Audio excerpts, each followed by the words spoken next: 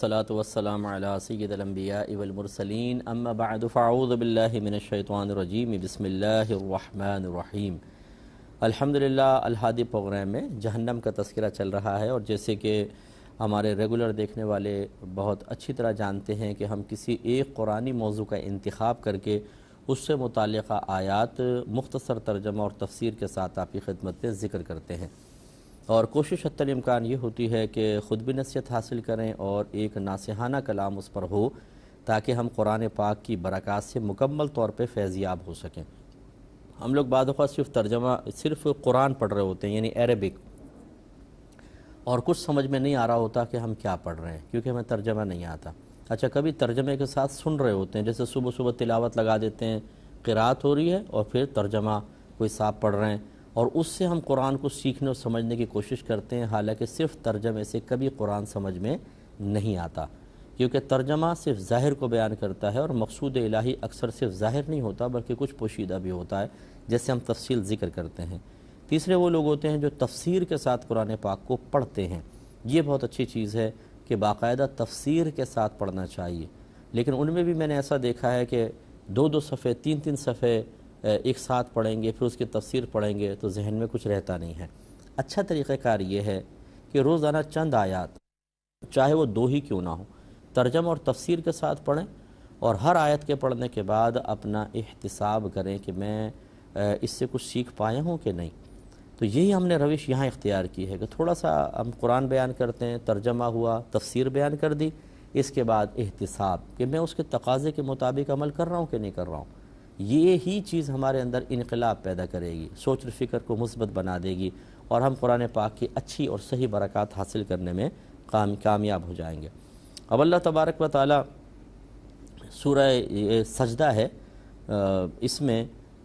رب کریم نے کچھ کفار کے بارے میں بیان فرمایا، اور پھر ان کے لیے جہنم کے بارے میں ذکر کیا گیا ہے۔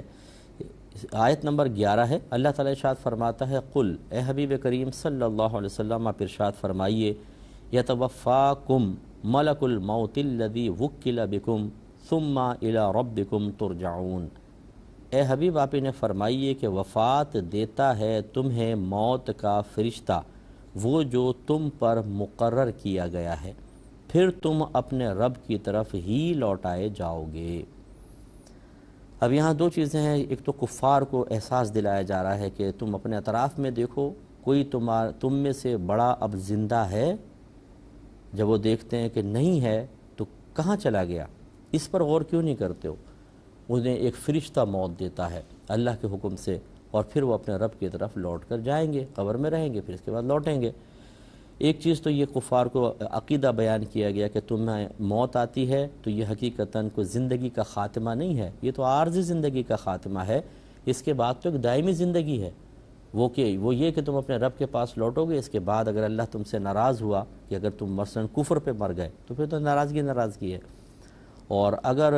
توبہ کر کے چلے گئے اور پھر بھی اللہ ناراض ہوا، ان دونوں صورتوں میں جہنم میں ہو۔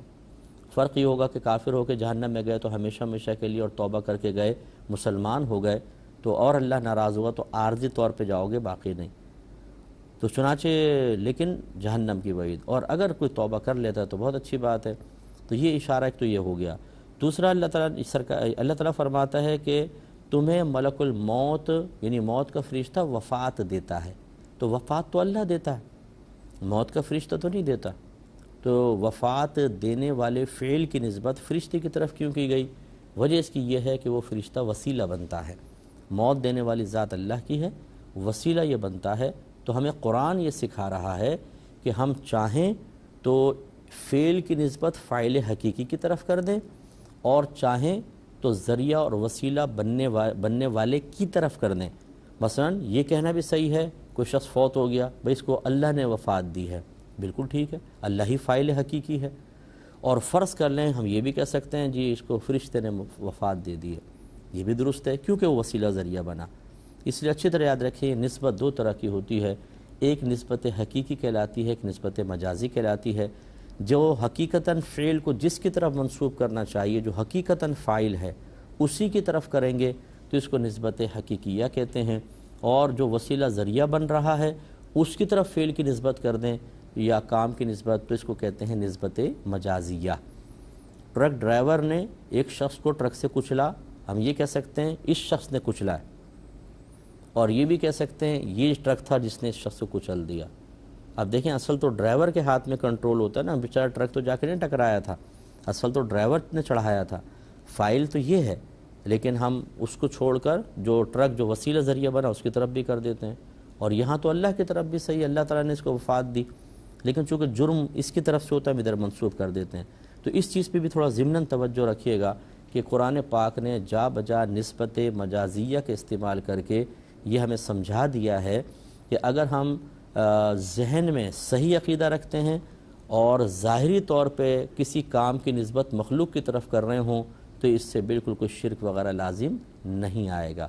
جیسے مثال کے طور پہ کوئی کسی بزرگ کے پاس گیا اور کہا کہ حضور دعا کریں، میرے اولاد نہیں ہوتی، آپ دعا کر دیجئے اللہ کی بارگاہ میں، میرا کاروبار نہیں چل رہا، اور انہوں نے دعا کر دی۔ اب اگر وہ شخص کہے کہ جی اللہ نے میری مشکل کو حل کیا، اللہ نے مجھے بچہ عطا فرما دیا، اللہ تعالیٰ نے میرا کاروبار ٹھیک کر دیا، بالکل صحیح، فاعل حقیقی تو اللہ تعالیٰ ہے۔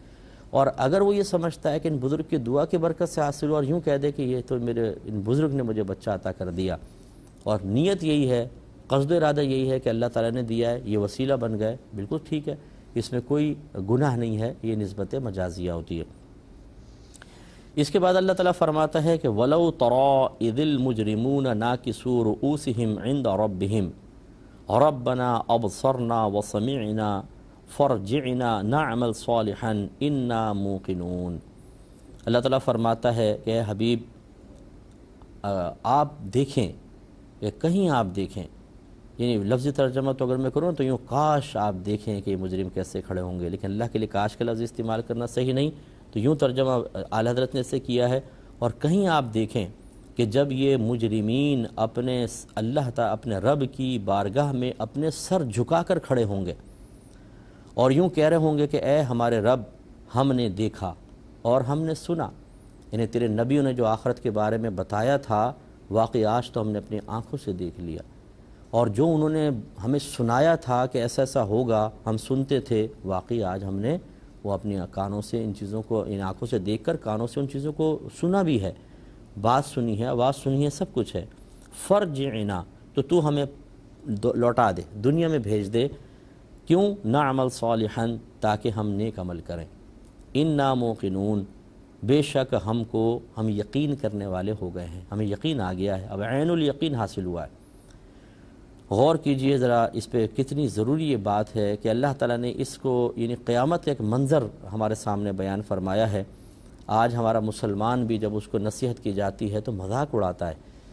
وہ اس کو یقین نہیں آتا کہ یار ایسا ہو سکتا ہے جیسے یہ لوگ کہہ رہے ہیں، تو ٹال مٹول سے کام لیتا ہے۔ اللہ نہ کرے، یہ تو کفار کا انجام ہے۔ میں نے پہلی بار آپ کو کہا کہ ان آیات کو مسلمانوں پہ چسپا کرنا ہم لوگوں کی عادت نہیں ہے، یہ مطلب بعض لوگ ہوتے ہیں کہ جو کفار کے حق میں اور بتوں کے حق میں آیات نازل ہوئیں وہ اولیاء اور انبیاء کے حق میں بیان کر دیتے ہیں، یہ غلط روش ہے، اور ان کو عبداللہ بن عمر نے اشرار الناس میں سے قرار دیا کہ لوگوں میں سے شریر ترین۔ تو اسی لیے میں وضاحت کر دیتا ہوں، آیت کافروں کے بارے میں ہے، لیکن مسلمان کو بھی سوچنا چاہیے کہ میدان محشر میں اگر اللہ تعالیٰ ناراض ہوا تو اسی طرح مجرمین کی لائن ہوگی، اس میں صفوف میں کھڑے ہوں گے اور سر جھکا کے کھڑے ہوں گے، ندامت کے ساتھ، افسوس کے ساتھ، پچھتاوے کے ساتھ، اور ہو سکتا ہے حسرت سے یہی کہہ رہا ہوں کہ اللہ تعالیٰ واقعی تیرے نیک بندوں نے ہمیں بہت سمجھایا تھا، نماز پڑھ لو، گالیاں مت بکو، نشہ نہ کرو، لوگوں کے حق ادا کرو، بیوی پہ ظلم نہ کرو، لوگوں پہ ظلم نہ کرو، کسی کا مال نہ دباؤ، خراب حرکتوں میں نہ پڑو، کسی کی عزت خراب نہ کرو، کسی کو بدنام نہ کرو، کسی کو بلیک میل نہ کرو، لیکن ہمیں کچھ سمجھ میں نہیں آتا تھا، آج ہم نے دیکھ بھی لیا، ہم نے سن بھی لیا، اور پھر ہو سکتا ہے حسرت سے مسلمان کہے کہ اللہ تعالیٰ ایک دفعہ دوبارہ دنیا میں بھیج دے، پھر میں بہت اچھے عمل کروں گا کیونکہ اب مجھے دیکھ کر یقین آ گیا ہے۔ تو جب وہ مصیبت سر پر آ جاتی ہے تو پھر اس کے بعد انسان پچھتائے، کیا فائدہ؟ جیسے کوئی کہے بھئی یہ چیزیں نہ کھاؤ، تم ایسا نہ ہو کینسر ہو جائے بیٹا، یہ نہ کھاؤ، ارے جی کوئی بات نہیں، یہ ماوا کھا رہے ہیں، فلاں چیزیں کھا رہے ہیں، فلاں کھا رہے ہیں، اور پتہ چلے کہ جی کینسر ڈائگنوس ہو گیا ہے اور پتہ چلا آخری سٹیج پر ہے، اس وقت انسان کے پچھتاوے کا عالم آپ دیکھیں، کاش میں نہ کھاتا۔ جب وہ حسرت سے سوچ رہا ہوگا، ڈاکٹر کہیں گے زیادہ سے زیادہ 6 مہینے زندہ رہے گا، کبھی بیوی کو دیکھ رہے ہیں، کبھی بچوں کو دیکھ رہے ہیں، کبھی گھر کو دیکھ رہے ہیں، کبھی ساز و سامان کو دیکھ رہے ہیں۔ جیسے جیسے لمحات ختم ہوں گے کتنی حسرت بڑھے گی، اور پھر وہ سب کی نصیحتیں یاد آئیں گی۔ لوگ بھی کہیں گے سمجھایا تھا نا تمہیں نہیں باز آتے تھے، اب دیکھ لے تمہیں کیا انجام ہوا ہے، اور پھر دنیا سے رخصت۔ ہزاروں لوگ مر رہے ہیں روزانہ، لیکن ہم دیکھ کے نصیحت حاصل نہیں کرتے ہیں۔ اسی طرح یہ گناہ گاری جو ہے، جن گناہوں کی ہمیں عادت پڑی ہوئی ہے، ان کو ہم چھوڑنے کے لیے تیار نہیں ہیں، لیکن خدا نخواستہ ایسا میدان محشر میں ہو سکتا ہے، تو پھر وہاں پہ پچھتانا کا کوئی فائدہ نہیں ہے۔ یہ تو یاد رکھیں شرعی مسئلہ بھی ہے کہ کافر کے حق میں عرض کر رہا ہوں کہ جو اگر کوئی شخص مرنے لگے نا اور اس پہ موت کی غشی طاری ہو جائے، اور جسے وہ فرشتوں کو اترتا ہوا دیکھنے لگے، ایسی وہ آخری حالت ہوتی ہے بالکل، اگر اس وقت وہ ایمان لے آئے تو اس کا ایمان معتبر نہیں ہوگا۔ جیسے قرآن نے بیان کیا کہ جب فرعون کو غرق کیا گیا اور وہ بالکل ڈوبنے کے قریب ہوا، تو اس نے کہا کہ میں موسیٰ کے رب پر ایمان لایا، لیکن پھر اس کا ایمان تو مقبول نہیں تھا، کیونکہ اب اس نے اللہ کے گویا کہ عذاب کو دیکھ لیا تھا، اور عذاب دیکھنے کے بعد عین الیقین حاصل ہو جانے کے بعد پھر انسان کا ایمان معتبر نہیں ہوتا ہے۔ اسی طریقے سے اگر کوئی انسان تمام زندگی گناہ گاری میں بسر کر دے اور پھر وہ موت کی غشی کے وقت وہ تمام چیزیں دیکھ رہا ہو، تو پھر بیچارے کو پلٹنے کا موقع نہیں ملے گا۔ ہاں، اس سے پہلے اگر اس کو موقع ملے، عالم ہوش میں ہے، مسلمان کے لیے بہت بڑی یہ سعادت کی بات ہے کہ وہ توبہ کر سکتا ہے، لیکن غشی کے ٹائم پہ بس پھر دیکھ کر تو کوئی واپس تو نہیں پلٹ سکتا۔ ہاتھ پاؤں بالکل ٹھنڈے ہونا شروع ہو جاتے ہیں، اور آنکھیں میں نور کم سے کم ہونے لگتا ہے۔ لوگ دیکھ رہے ہوتے ہیں بس اب یہ گیا، مر گیا، اور ہمارا شعور زندہ ہوتا ہے، ہم دیکھ رہے ہوتے ہیں فرشتے اتر رہے ہیں، اگر اللہ نہ کرے اللہ ناراض ہوا تو عذاب کے فرشتے آ رہے ہیں، اور بہت ہی خراب ماحول نظر آتا ہے، لیکن اس کے بعد پلٹ نہیں سکتا آدمی، اس لیے اس سے پہلے ہمیں سمجھنا چاہیے۔ اللہ تعالیٰ فرماتا ہے کہ وَلَوْ شِئْنَا لَآتَيْنَا كُلَّ نَفْسٍ هُدَاهَا وَلَكِنْ حَقَّ الْقَوْلُ مِنِّي لَأَمْلَأَنَّ جَهَنَّمَ مِنَ الْجِنَّةِ وَالنَّاسِ أَجْمَعِينَ۔ اللہ تعالیٰ فرماتا ہے کہ اگر ہم چاہتے تو ضرور ہر جان کو اس کی ہدایت عطا فرما دیتے۔ کیا مطلب؟ کوئی بھٹکتا ہی نہیں، نہ نفس کو غالب ہونے دیتے، نہ شیطان کو قریب آنے دیتے، ہر شخص کو سیدھا راستہ دکھاتے اور سیدھے راستے پہ چلنے کی ہمت عطا فرما دیتے، اور وہ سیدھا جنت میں چلا جاتا۔ اللہ تعالیٰ فرماتا اگر ہم چاہتے تو ایسا کر لیتے، اور لیکن جو میری بات قرار پا چکی ہے، حق القول منی، میری طرف سے جو قول ہے وہ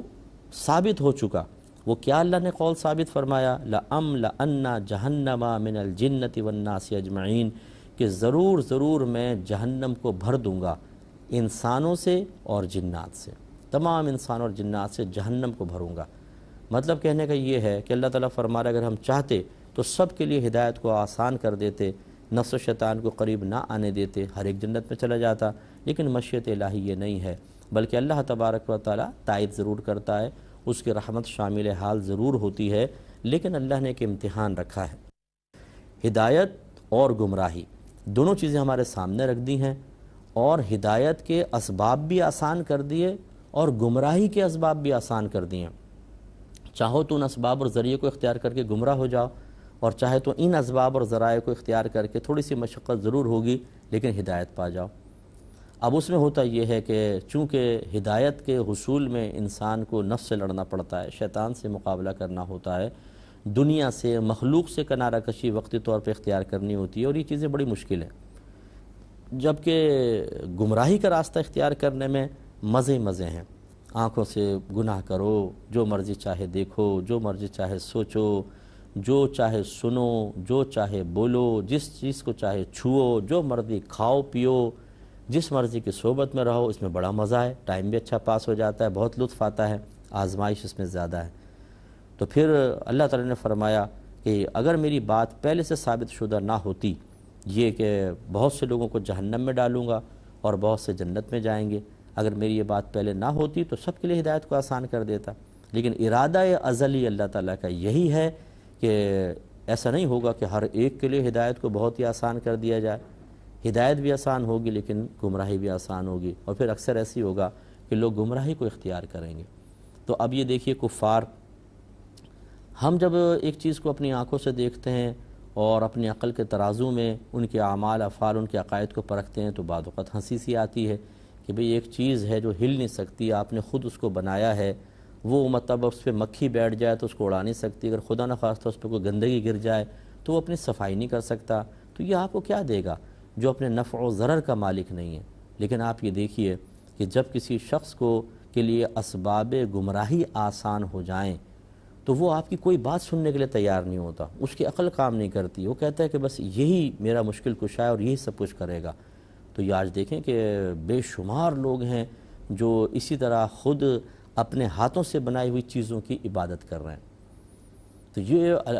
اگر کوئی نماز پڑھتا ہے، اگر کوئی روزہ رکھتا ہے، اگر کوئی مسلمان ہے، میں خدا کی قسم کھا کے کہہ سکتا ہوں کہ ہمارا کوئی کمال نہیں ہے، یہ اللہ تبارک و تعالیٰ کا کمال ہے۔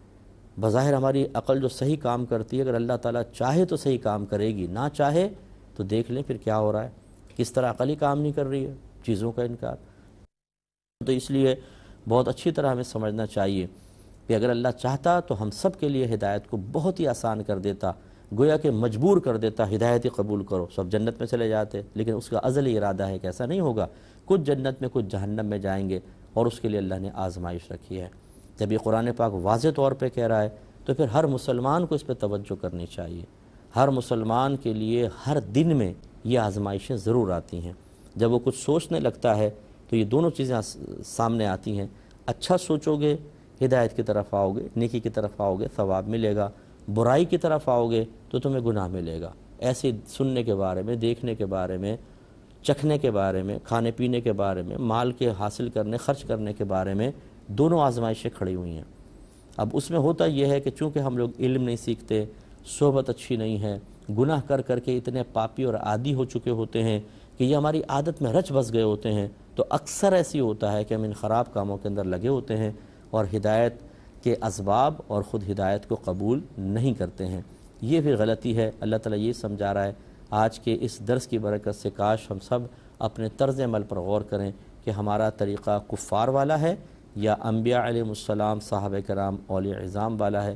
بہت ضروری ہے کہ غور و تفکر کیا جائے۔ اللہ تعالیٰ عمل کی توفیق عطا فرمائے، آمین۔ وآخر دعوانا ان الحمد للہ رب العالمین۔